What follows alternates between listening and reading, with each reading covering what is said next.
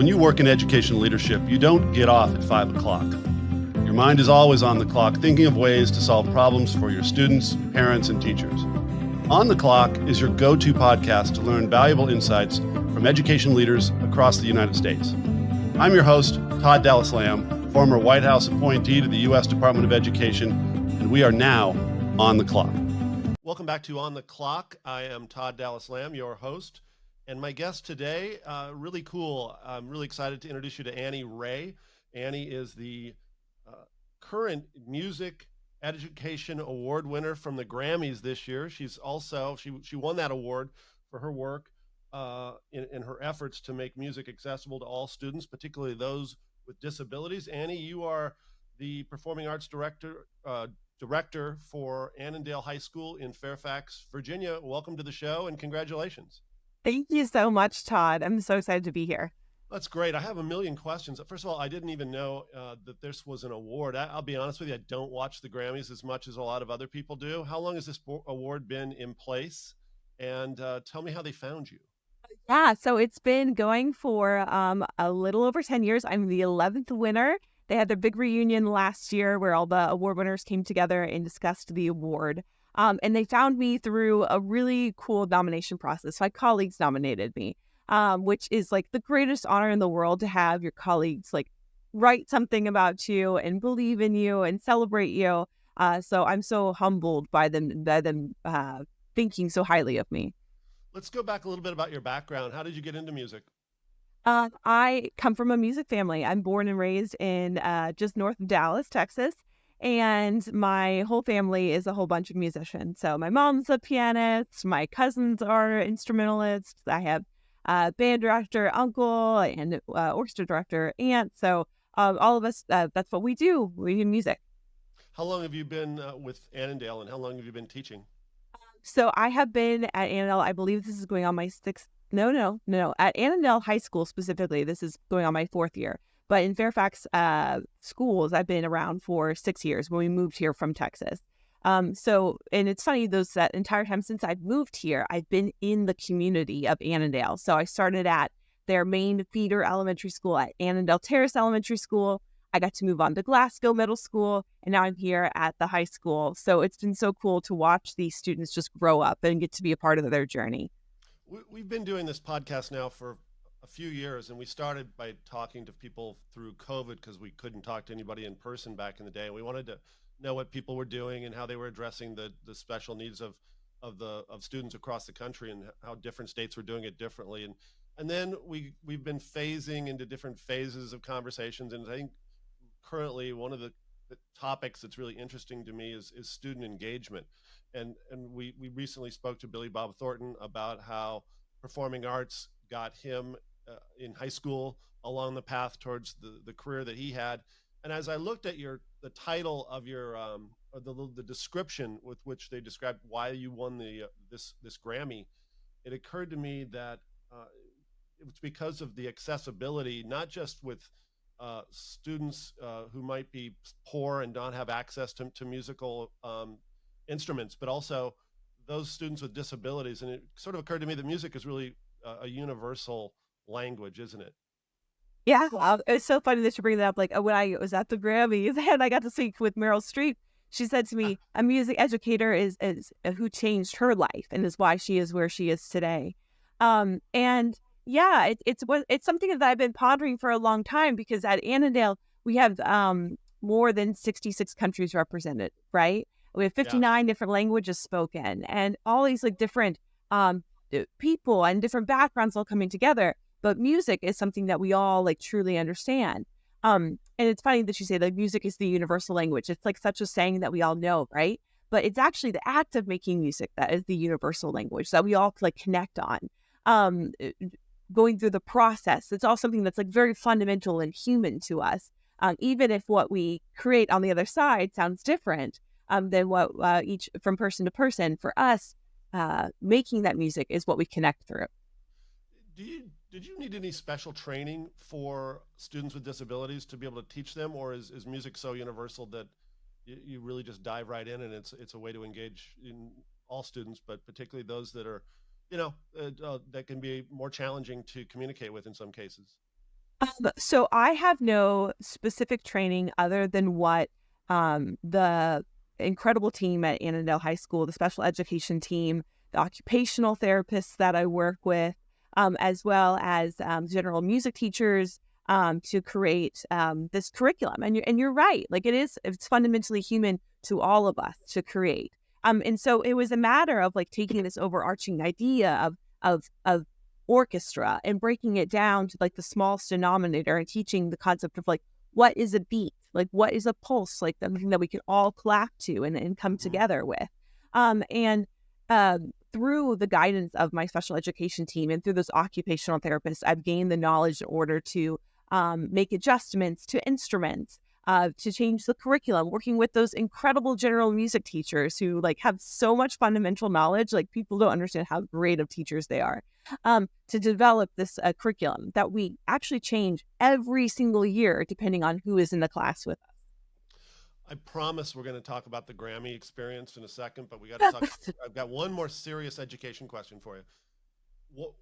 What, all I hear about around the country is funding issues, and usually it's programs like yours that are the first on the chopping block when money becomes tight. How is Fairfax getting it done? How and I'm guessing you use some community support as well, and I'm guessing your award might help lead to more community support for the work that you do. Yeah, I'm incredibly lucky that I am in a county and at a school that is so incredibly supportive of the performing arts. And you're right, that's not the case. That's not the case in the majority of programs around the country. So I recognize that a lot of what I have accomplished is a result of having the resources. That's not to say like it hasn't taken a lot of trial and struggle. There's a lot of times where the funding has not been there, specifically for things that I want to do. So, going back to my general population of students, over I think it's like 75% or more are on free reduced lunch, meaning that they fall below the poverty line. So Yep. something like access with private lessons is not something that they're able to get to, like the majority of other schools or areas. So I instituted a partnership with the nonprofit Music for Life to bring in private lesson teachers where they get 30-minute in the school day private lessons for free for over 80 students now. And that's a matter. The reason I put it in the school day is because it's equity not just with money but also with time. So they can come in and really work with those teachers to have those opportunities. For the students for Crescendo Orchestra, that's the orchestra for students with significant severe disabilities. I needed instruments that they could be dismantled a little bit and like I could treat and have them well loved. And so Instruments in the Attic nonprofit stepped in and helped support that mission as well. So you're right. It's like going out in the community, finding all these different resources, bringing everyone all together for the common goal that we So you shared the same building and stage with other winners that included Miley Cyrus and Taylor Swift. And did you know, like they didn't know they were going to win that night? Did you know when you flew out there that you were going to win the award? Yeah, so I was actually told a whole month before, Wow. even my students found out, and I had to keep it a secret.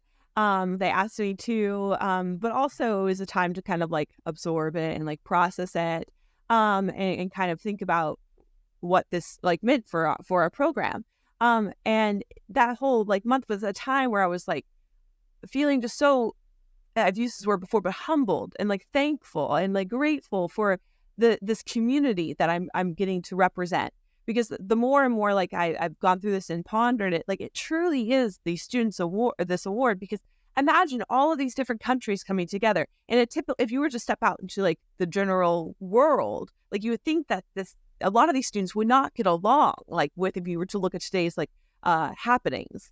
But here in my music classroom, they're all connected. They're laughing together. They're breathing together to articulate and start a note. They're making a goofy joke. They're playing a trick on me, or they're learning like how to struggle through a process together. And they're bonding and they're connecting. And how cool is to get to be a part of that and then share that story with the rest of the world. So I hope I get to be able to do what they've taught me justice. I want to be able to play your acceptance speech, and we will do that. But the first thing that would come to my mind if I was told I had a month to prepare for a Grammy speech and a Grammy appearance is what am I going to wear, right? And I think the phrase is who are you wearing when you go there. So and then what am I going to say? That can be a terrifying experience. Did you wake up early a lot of mornings trying to figure out just how best to say, and you have a time limitation? I mean, how did you fight through those concerns? Well, I'm a mom of two very little girls, as I have a 2.5-year-old and a 7-month-old right now. And the what to wear was the number one thing because I was like, I think I have sweatpants and that's it. Like, I think that's like all I have these days. And so that was a fun, but definitely stressful moment of bringing it together. But you're right. There was like so many things of like, what am I going to say? And I was like, this is my opportunity to share with the rest of the world how awesome Annandale is. And Yep. then, and when it comes to public speaking and speaking to media, things like that, I'm discovering it's not something that makes me overly anxious because when you have such an incredible population to talk about and an incredible group of people that you get to represent, it's not hard because the world deserves to hear about them and deserves to hear about this community that they've created. So that part hasn't been as quite as scary as I thought. What did you wear? How did you find I saw a picture of you and it looked amazing. How did that process go? Did you have some friends help you pick out what to wear? Well, I couldn't tell anybody, so I was over there just like on the internet. I'm like rocking the girls to sleep, just scrolling away. Yeah. And then it was a really cool moment because there was actually a refugee who moved into where I live, and she is an incredible seamstress. And so I reached out to her and I said, "Hey, would you be willing to redo all these dresses that I just like found on the internet and have them and fit them to me?" And she did. And it was like a very great moment to do that and connect her. And I got to like talk to her about my students, a lot of them who are refugees themselves, Wow. and connect over that. And I know that we're going to talk about this a little bit later about the actual Grammys, but at my acceptance of my actual Grammy, it was a separate awards from like the big televised one. It's called the Yep. Special Merit Awards. And so I was the first award given there. And then the last award was for Song for Social Change. And I can't remember the artist, and I don't want to say his name wrong, but he wrote a song called Refugee. And it was this incredible moment. I was like, he has no idea how beautiful this piece is to me, this right now, this song. And so I went and talked to him after, but in his acceptance speech, he says in his language, the song for, or not the song, the word for home is actually derived from the same word as mother. So mother being the first home, and he wanted to thank his mom for the award. And it was just so many things all hitting me at once where I was like, they couldn't have done this like any better, like on purpose. Wow. Did you at the Grammys, how does it work? Is there a reception the day before they do the awards? Or is there a couple of days of events that you go? To walk me through the whole process. Yeah, it was 3 days of just fast paced, getting to be part of everything. They're like, you can kind of pick and choose what you're going to be part of. But my husband and I were like, this is the one time that we're going to be at the Grammys. We're going to everything. So we got to go hang out with a lot of the big lawyers of the behind the scenes of the music Yep. rights and everything.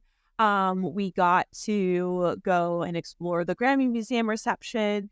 We have our Special Merit Awards, which is followed by a reception there too, where I got to get to meet the wonderful people of the DC chapter of the Grammys, as well as the Latin Grammy Academy CEO. I got to speak to there. And then obviously we have like the big Grammys as well. So there's like a pre-merit ceremony there, the televised one that you see, and then all of the after parties after. So it was so many events. And as someone who's like in bed by 10 p.m., Yeah. I was over there like at 9 p.m., like, where's the coffee bar? Yeah. I'm guessing every time you turn around, somebody was handing you a champagne or a cocktail of some sort, right? Yes. And I was like, but could I just have espresso instead? What was your favorite after party and who did you hang out with? Give me some movie stars Well, and musical stars. most of the stars that I saw were the actual like Grammys themselves. So Yeah. in between all of those, like you have those commercial breaks, I got to like go and talk to them, and they were so incredibly kind. Oh my goodness. Like I felt like I was being interviewed by Oprah. Like, and I got to talk Wow. to her. Billie Eilish like made a wonderful video for my students, being like, make sure you listen to her. Um, uh, Victoria Bonet, who won new artist, best new artist of the year. She and I connected because she also has a 2-year-old, and we were like, girl, what are we doing right now? Right. Like, this is a whirlwind. So we got to connect over that. But it was this incredible moment of like, wow, you're just a human and I'm just a human. And that's been the greatest thing from this Grammy. It's just the ability to have the opportunity to connect with more and more people like yourself. Because that's my favorite thing to do, is to connect with people, whether that's my students or connecting with other people to talk about like the importance of music education. So that was like the coolest thing. I mean, we got to go to the Sony after party also, which was wild, but I bet. it was Also, a not a beautiful. bad deal to get out of the Washington D.C. area in February and go out to L.A., right?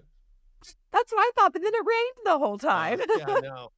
I was just out in California, and it's freakishly wet out there, and it's so beautiful though. Yes. You also did talk about talking about education and music within education. You did a TEDx talk a few years back, and I hope we can possibly link that talk to the show's notes. Tell me a little bit about where that went down, and what was the theme of that conversation? That was another moment when the email inviting me to this popped up in my inbox, and I thought it was a phishing attempt, like on my email. And I was like, "Oh, that's phishing," but it was a real thing. And so they had found out about me because the Washington Post had come and done a story about Annandale Orchestra, and so they reached out and they talked about it. And I originally went into it being like, "What? Okay, well, I can talk really about crescendo orchestra a lot here." But then I was thinking, I was like, this is a platform and one of the few times that I'm going to get to speak to non-music educators. Hmm. And I'm going to make the case for music education and why it is so fundamentally important for every student. And so the vehicle of the story is through the lens of crescendo orchestra students, but the actual story is about education as a whole, about meeting every student where they're at, whether they're a refugee, whether they're a student with significant or severe disabilities, whether they're a parent, whether it doesn't matter who it is, and how music education is a sanctuary in the education world right now, where this work has been happening for years. And we've been doing that, using those buzzwords, but that's just a fundamental part of what we do. And so that's where that whole talk led to. That's inspirational. What do you do now, Annie? How do you do an encore? You've done a TEDx. You're a Grammy Award winner. What's next for you? And maybe more specifically, do you have big plans for your orchestra and for your music program going forward in Annandale? I got asked this question when I first came back, and the answer remains the same. Like, I'm just happy to be on the podium every day. Like, I get so much energy from the students when they like make a connection for the first time and they like light up. I'm like, oh yes, and so that like feeds my energy coming back. So it feels beautiful to be up there to be a part of their like music making experience. So that really is like the day to day of like where I'm at. But I do have future plans, some that I'm not quite ready to announce yet. But a lot of them is about sustainability in our profession. Music educators, they chronically tend to burn out around 5 years. And there's a longevity issue with it because of how demanding our role is. It is, you're just giving so much, like all day, energy, excitement, nurturing. And it's not like where you can present something and then you can walk around the room and support students learning as they struggle with like a problem on their own. We're on the podium the whole time giving feedback just Right. constantly. So it's so draining. So I'm working with that to mentor new teachers coming in of how to create like a space in a classroom, how to recruit and retain students, but also working with new mothers on how to balance like motherhood as well as being in the music education sphere. But also promoting why music belongs for every student, supporting programs who are instituting their own sort of crescendo program. And I have to say, I'm not the only one who's doing this work out there. Crescendo Orchestra is a part of the reason that I won the Grammy. But there's hundreds of educators out there who are bringing students in and it being a sanctuary for these students, for every kid. So I really want to highlight that and put a spotlight on those educators as well. We have a tough time right now recruiting and keeping teachers just in the basic arts of English and math. Is it equally? I would imagine it's got to be even harder to find qualified music talent like yourself that want to come into the classroom and spend all the time and have the patience to be able to do what you do. And in the music world, is that a challenge in education? Yes, it's a borderline crisis actually.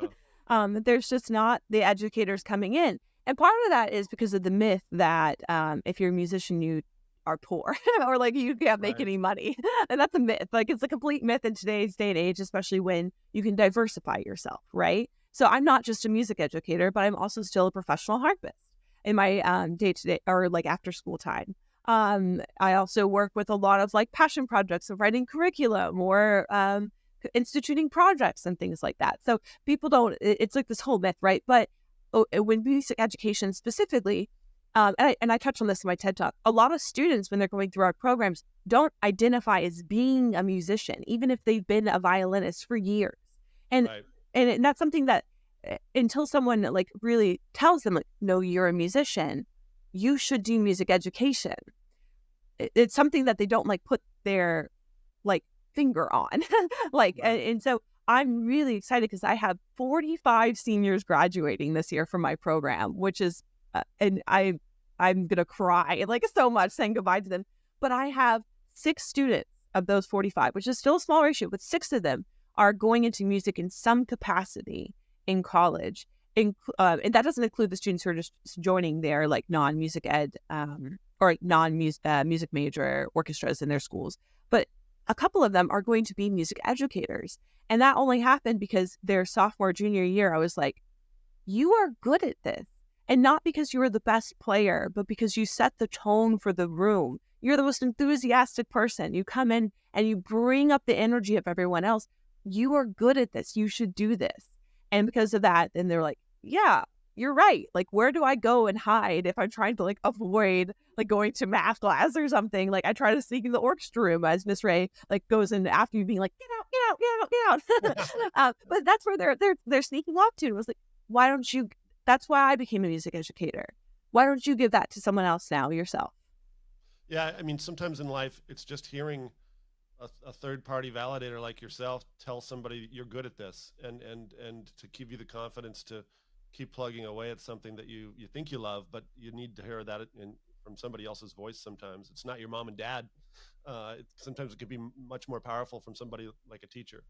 Yeah, and I that's a if there's many music educators out there listening, I challenge you to do what I've started doing, which is every sophomore year where the students come up to sophomores, I start looking at my list. I'm like, who like if I just give them the platform, if I just give them opportunity, or it's going to run with this. And I just identify those students and start like pushing them on because that's where it starts. That's where the seed is planted. And I always go to them. I'm like, hey, what are you going to do with your life? Yeah. And they're like, I don't know, Miss Ram. We're going to go out for lunch. And I'm like, well, let's talk about that. My guest today, Annie Ray. Annie, thank you so much for being on the clock. In a world where we are divided by so many things, I think one of the great unifiers is what you teach, music. And I think we now all understand the passion that led to a Grammy Award winning effort in your profession. Congratulations, and thank you so much for being on the show. Thank you so much for having me. Thank you for listening. If you enjoyed this conversation, subscribe to our YouTube channel and find us on your favorite podcast platform. On the Clock is part of the Strategos Podcast Network. To view the entire lineup of shows, please visit us at strategosgroup.com. See you next time.